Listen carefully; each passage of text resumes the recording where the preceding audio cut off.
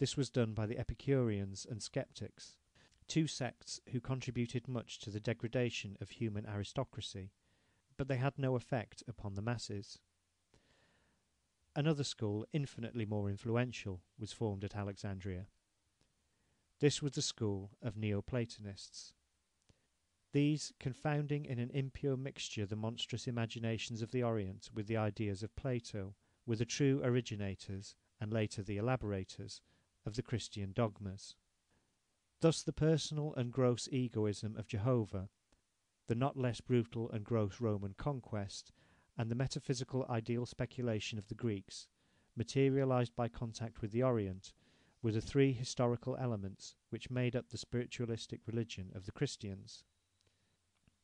Before the altar of a unique and supreme God was raised on the ruins of the numerous altars of the pagan gods, the autonomy of the various nations composing the pagan or ancient world had to be destroyed first. This was very brutally done by the Romans, who, by conquering the greatest part of the globe known to the ancients, laid the first foundations, quite gross and negative ones, no doubt, of humanity. A God thus raised above the national differences, material and social, of all countries, and in a certain sense the direct negation of them, must necessarily be an immaterial and abstract being. But faith in the existence of such a being, so difficult a matter, could not spring into existence suddenly. Consequently, as I have demonstrated in the appendix, it went through a long course of preparation and development at the hands of Greek metaphysics, which were the first to establish in a philosophical manner the notion of the divine idea, a model eternally creative and always reproduced by the visible world. But the divinity conceived and created by Greek philosophy was an impersonal divinity. No logical and serious metaphysics being able to rise, or rather to descend, to the idea of a personal God, it became necessary, therefore, to imagine a God who was one and very personal at once. He was found in the very brutal, selfish, and cruel person of Jehovah, the national God of the Jews.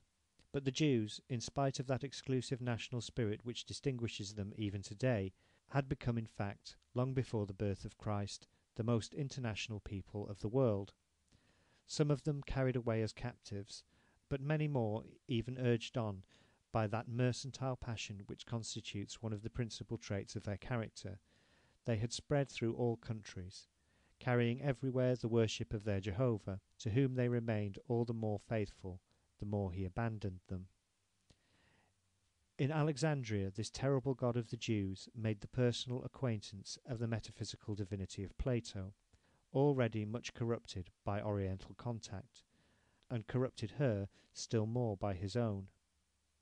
In spite of his national, jealous, and ferocious exclusivism, he could no longer resist the grace of this ideal and impersonal divinity of the Greeks.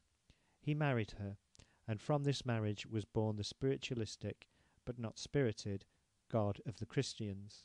The Neoplatonists of Alexandria are known to have been the principal creators of the Christian theology. Nevertheless, theology alone does not make a religion, any more than historical elements suffice to create history. By historical elements, I mean the general conditions of any real development whatsoever, for example, in this case, the conquest of the world by the Romans and the meeting of the God of the Jews with the ideal of divinity of the Greeks. To impregnate the historical elements, to cause them to run through a series of new historical transformations, a living, spontaneous fact was needed, without which they might have remained many centuries longer in the state of unproductive elements. This fact was not lacking in Christianity. It was the propagandism, martyrdom, and death of Jesus Christ. We know almost nothing of this great and saintly personage, all that the Gospels tell us being contradictory, and so fabulous that we can scarcely seize upon a few real and vital traits. But it is certain that he was the preacher of the poor, the friend and consoler of the wretched, of the ignorant, of the slaves, and of the women, and that by these last he was much loved. He promised eternal life to all who are oppressed, to all who suffer here below, and the number is immense. He was hanged, as a matter of course, by the representatives of the official morality and public order of that period. His disciples and the disciples of his disciples succeeded in spreading. thanks to the destruction of the national barriers by the Roman conquest, and propagated the gospel in all the countries known to the ancients. Everywhere they were received with open arms by the slaves and the women, the two most oppressed, most suffering, and naturally also the most ignorant classes of the ancient world.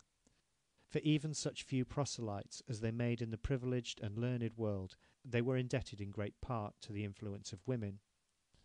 Their most extensive propagandism was directed almost exclusively among the people, unfortunate and degraded by slavery.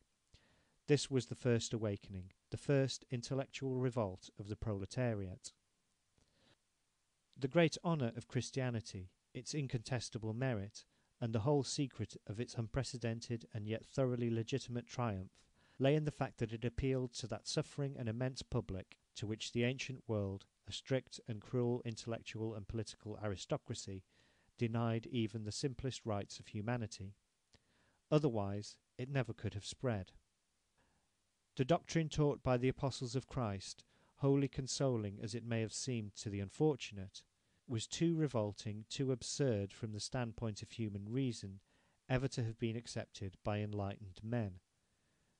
According with what joy the Apostle Paul speaks of the scandale de la foi, the scandal of faith, and of the triumph of that divine folie, divine madness, rejected by the powerful and wise of the century, but all the more passionately accepted by the simple, the ignorant, and the weak-minded. Indeed, there must have been a very deep-seated dissatisfaction with life, a very intense thirst of heart, and an almost absolute poverty of thought, to secure the acceptance of the Christian absurdity, the most audacious and monstrous of all religious absurdities. This was not only the negation of all the political, social, and religious institutions of antiquity, it was the absolute overturn of common sense, of all human reason.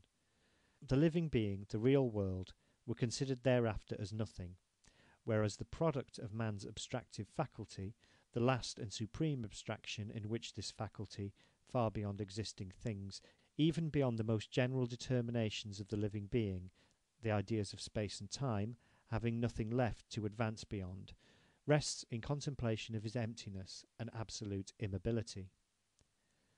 That abstraction, that caput mortuum, absolutely void of all contents, the true nothing, God, is proclaimed the only real, eternal, all-powerful being. The real all is declared nothing, and the absolute nothing the all. The shadow becomes the substance, and the substance vanishes like a shadow. Footnote.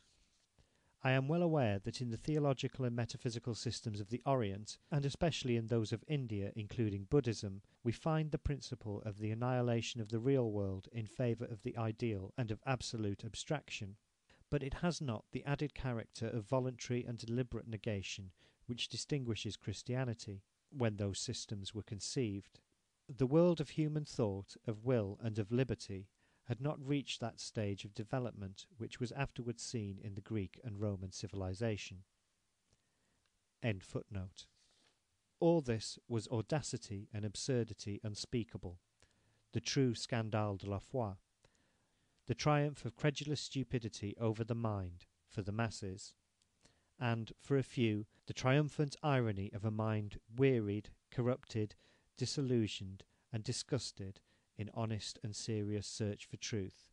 It was that necessity of shaking off thought and becoming brutally stupid, so frequently felt by surfeited minds. End of chapter 3.